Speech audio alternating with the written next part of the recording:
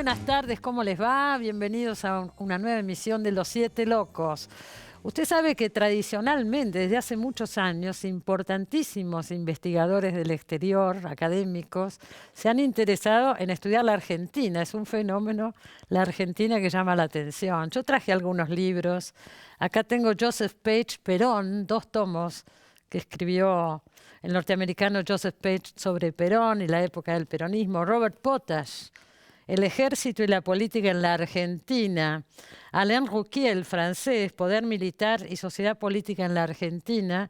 Rouquier estuvo acá en Buenos Aires la semana pasada presentando su nuevo libro El siglo de Perón.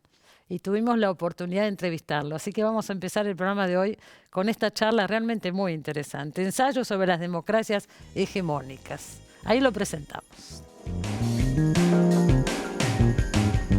Alain Rouquier nació en Francia en 1939. Es politólogo, experto en historia de América Latina. Fue nombrado Caballero de la Legión de Honor y en la Argentina, la Universidad de Buenos Aires lo designó Doctor Honoris Causa. Entre sus obras se destacan Poder militar y sociedad política en la Argentina y Cómo renacen las democracias. El siglo de Perón es su último título publicado.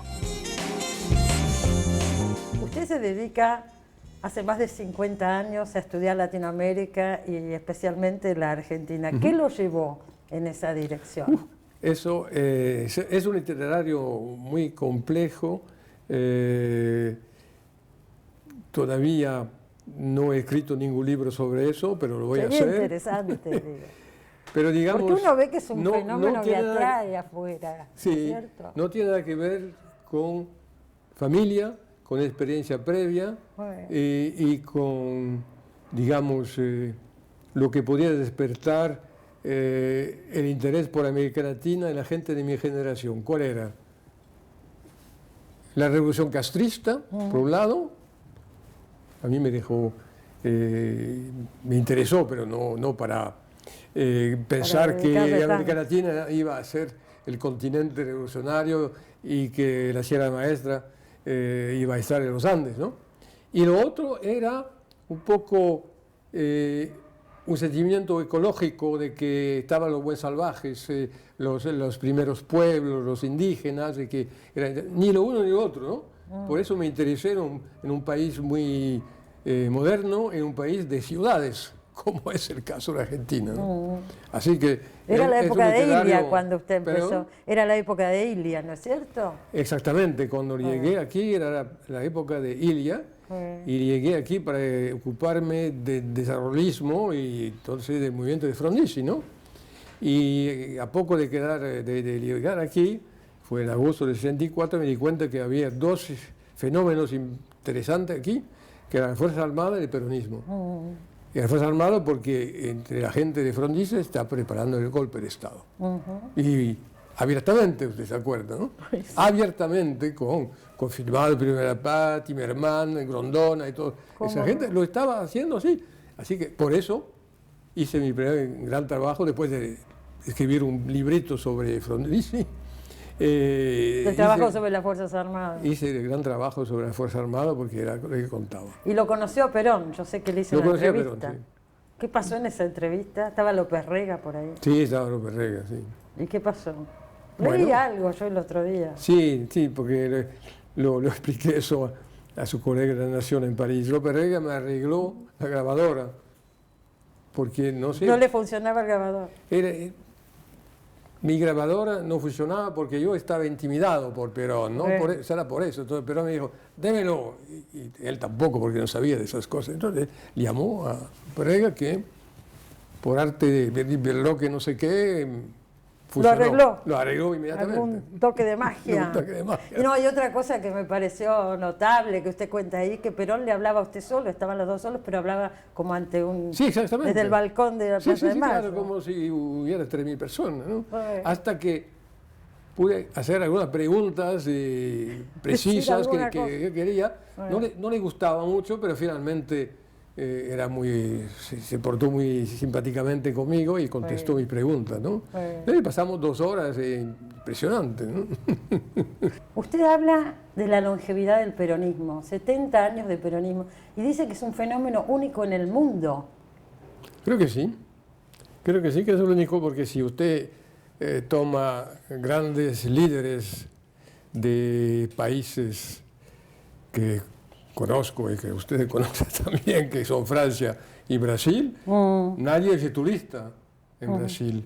Y ya golista todo el mundo lo es en Francia. Claro. Entonces, ¿quién se acuerda en no la es un cotidianeidad, punto ¿no? de división, de oposición, de conflicto, cuando en Argentina todavía lo es. Bueno, usted le dedica un libro de 500 páginas y no es el primer libro que le dedica al peronismo, pero sumariamente, ¿a qué lo puede atribuir? Es muy interesante su mirada, porque es una mirada de una persona que conoce mucho el país, que trabaja hace más de 50 años en estudiar Latinoamérica, pero sin embargo, bueno, es una mirada de afuera, entonces es interesante para nosotros también. ¿A qué se puede atribuir esa longevidad? Esto es el tema del libro, claro, entre 500 otras cosas. páginas para decirlo, y yo bueno, le pido que para lo diga decir acá. la cosa de forma muy breve, ¿no? Sí. Muy a menudo cuando se pregunta de afuera, no sé de aquí, pero de afuera, ¿qué es el peronismo? Me contesta, es un sentimiento. Es un sentimiento. Bueno, y he tratado de entender lo que significaba ese sentimiento.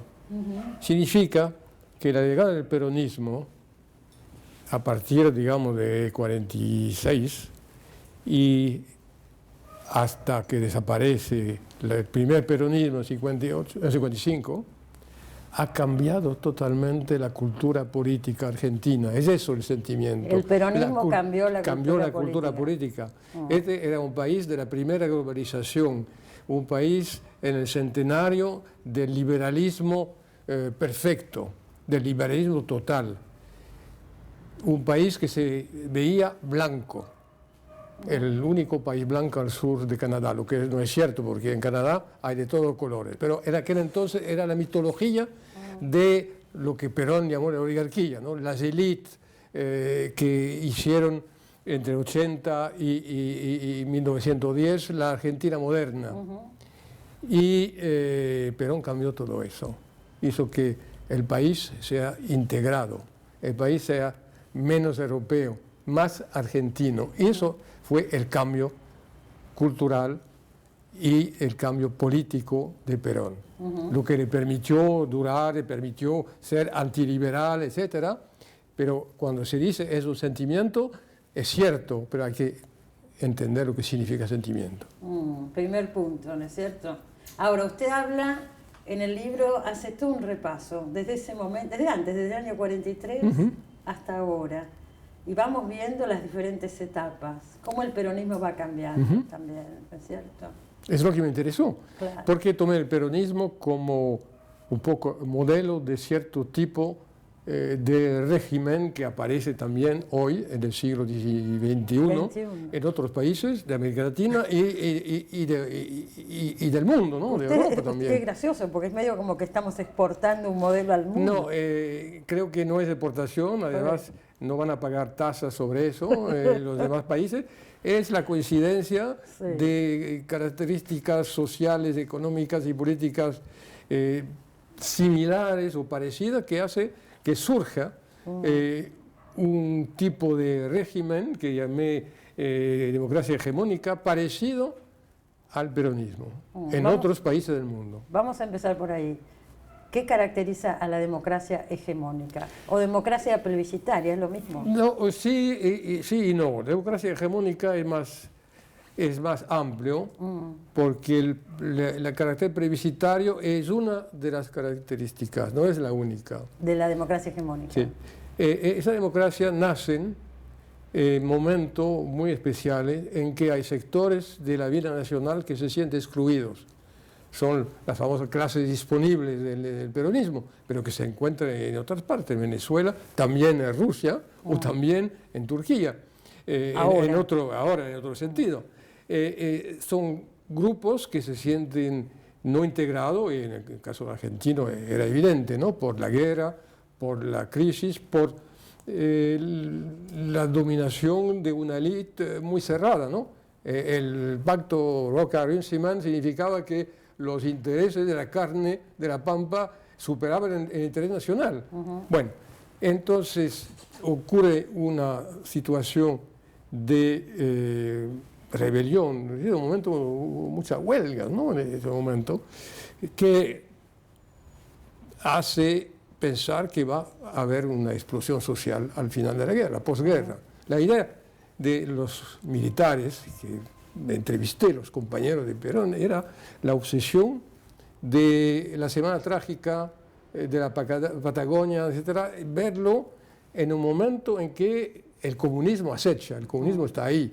Entonces tratar de evitar eso, primero con un poder autoritario y segundo con un estado de bienestar, con políticas sociales progresistas, abiertas, generosas. Eso es el primer punto. El primer punto de partida, de origen del peronismo. El segundo punto de partida, como decía, usted es un régimen plebiscitario, porque son democracias. Y democracias que hacen elecciones porque el líder tiene que tener a cualquier momento el apoyo del pueblo, tiene que haber la unción popular. Entonces, es necesario, fundamental, un líder. Sí, claro. Y el líder es un líder carismático en el sentido sociológico de la palabra. Es decir, Weber dice que el líder no es alguien que se elige, sino que es alguien a quien se reconoce cierta gracia especial, cierto poder especial. Y en el caso de Perón es cierto, estaba en el poder cuando se elige, estaba ya en el poder, era vicepresidente, secretario de Trabajo, ministro de Guerra, y eso es la definición del poder carismático. Además, después ese carisma se infla con la pareja. Con Eva Perón. Eva Perón. Perón cumple, Eva dignifica, es intraducible en cualquier idioma. Solo los argentinos lo entienden.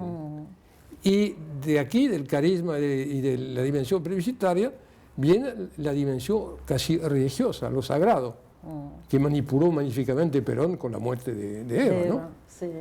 Y todo lo que rodea eso, el robo del ataúd, la violación de la tumba de Perón, después, siempre en esos tipos de regímenes hay una dimensión sagrada, una dimensión religiosa. Mire, hablo en mi libro de Chávez como otro tipo. Hay capillas Usted le ve a Chávez muchas características de Perón de la primera etapa. Sí, claro, mucha, y sobre todo esa dimensión religiosa, ¿no? Es San Hugo, ¿no? Casi. Como había Santa Evita, la jefa espiritual de la nación, y toda esa mitología religiosa es importante en ese tipo de regímenes. Ahora, un régimen así, usted dice que hoy se podría dar en Europa por el gran descontento y por una serie de cuestiones. No se hubiera podido dar antes, ¿no es cierto? Bueno, en Europa, digo.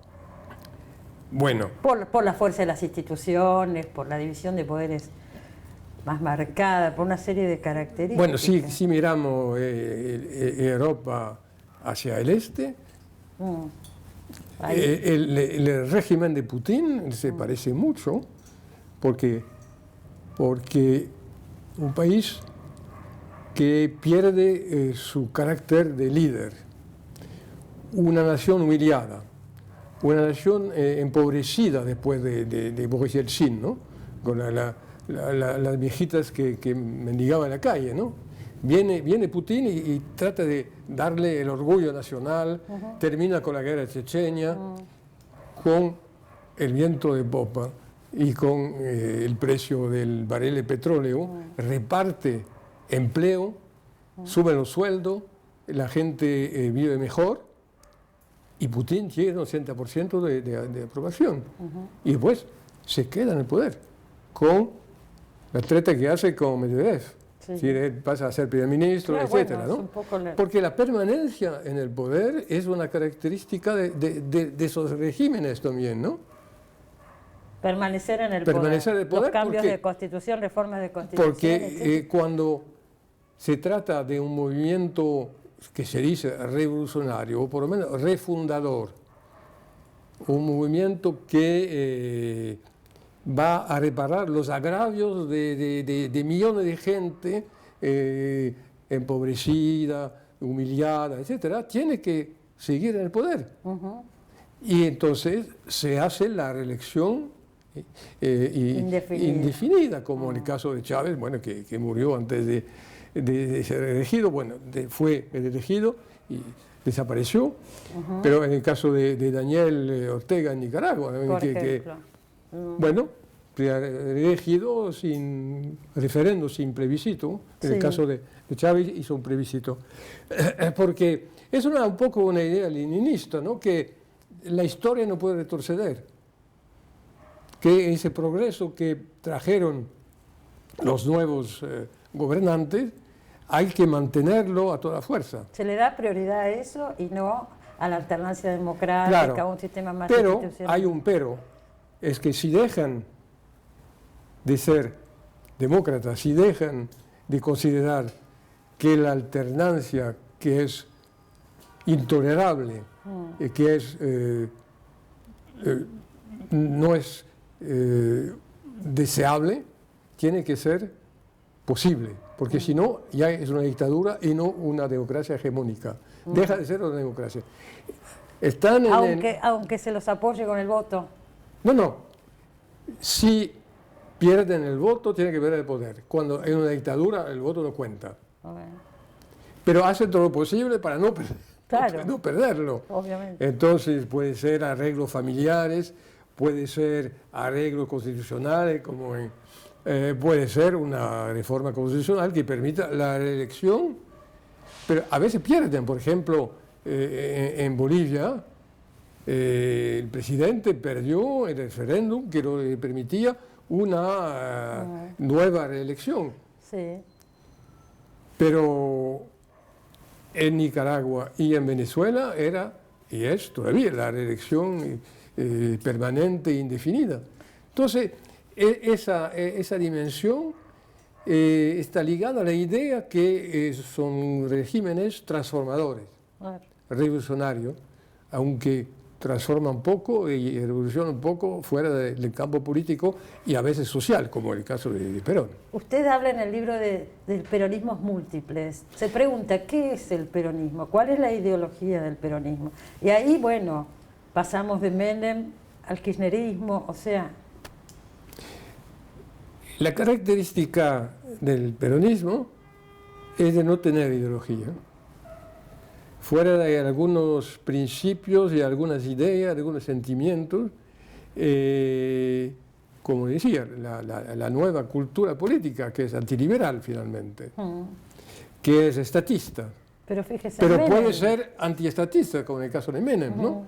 Pero si usted mira lo que fue el gobierno de Menem, que fue un gobierno antiperonista, con un presidente peronista, hay un estilo de relación con el Parlamento, de relación con los partidos, de relación con los sindicatos, que es un estilo totalmente peronista. A pesar de que en el campo social, bueno, hizo una contrarrevolución, ¿no? Contra todo lo contrario de lo que había hecho. Bueno, ¿qué es el peronismo? Es un movimiento que, en base a esa cultura nueva, antiliberal al fin y al cabo, cubre todo el escenario político, de la extrema izquierda a la extrema derecha, une los contrarios. Chávez hizo lo mismo, ¿eh? Con Chávez había gente nacionalista de extrema derecha y comunista, ¿no? Y con Perón un poco igual. Usted lo dijo recién, es un movimiento, no un partido. No es un movimiento, no es un partido.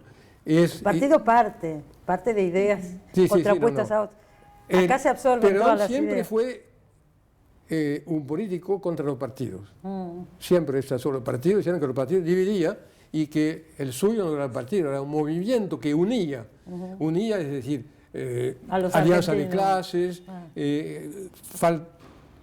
supresión del conflicto entre intereses, unificación de la nación, organización. La idea de la comunidad organizada es muy peronista. Claro. El peronismo, para mí, es un camaleón el peronismo, pero es ante todo una caja de herramientas. Y cualquier presidente puede utilizar cualquier herramienta, porque hay tantas en 70 años que eso permite una selección, una opción muy abierta. ¿Cómo lo ve en este momento con un peronismo tan dividido? El peronismo cuando está dividido no gana, es muy sencillo, es así, y no puede utilizar sus valores esenciales, que son la unidad nacional, la unidad del pueblo, la unidad de la mayoría popular, que por principio es peronista, para los peronistas, por supuesto. ¿Y lograrán, a usted le parece, la unificación? No tengo bola de cristal, no sé lo que va a pasar. Lo único que puede, la única lección del pasado es que el peronismo ha muerto varias veces. Y ha resucitado siempre. Otra cosa que es llamativa, que usted la cita, por supuesto, en el libro, es este tema de que de la democracia para acá, hasta el día de hoy, ningún gobierno que no haya sido peronista pudo terminar su mandato. Eso se demuestra que hay una cultura peronista en el país. No significa que haya más mayoría peronista, porque pierden las elecciones, pero hay una cultura que hace que es muy fácil demostrar que un presidente no peronista va en contra de los intereses nacionales. Pasó con Alfonsín, es difícil decir que Alfonsín iba contra los intereses nacionales. Y pasó con la Rúa, que no fue tan buen presidente. ¿Qué va a pasar con Macri? No sé, de momento ha sido muy hábil y ha tenido éxito. Una cosa notable que usted dice es que ningún presidente no peronista o candidato se pone en contra de Perón. Por ejemplo, en el caso de Macri, fue contra el kirchnerismo la campaña, pero Macri inauguró un monumento a Perón. En el caso de Alfonsín absorbió votos peronistas. Claro, por supuesto. El radicalismo no lo que tenía fue el la escándalo cantidad. para los peronistas. Otro tema que es interesante, usted hablaba recién de la exportación del modelo, por llamarlo de alguna manera, y si nosotros pensamos en Europa occidental, ¿no es cierto?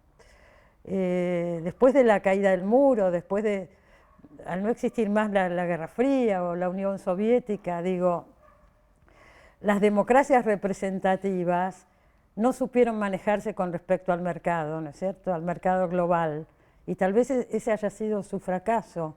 Usted plantea en el libro la posibilidad de que un régimen, una democracia hegemónica, pueda triunfar en países con una larga tradición de democracia representativa en Europa, justamente por este mundo, porque no han dado respuesta, ¿no?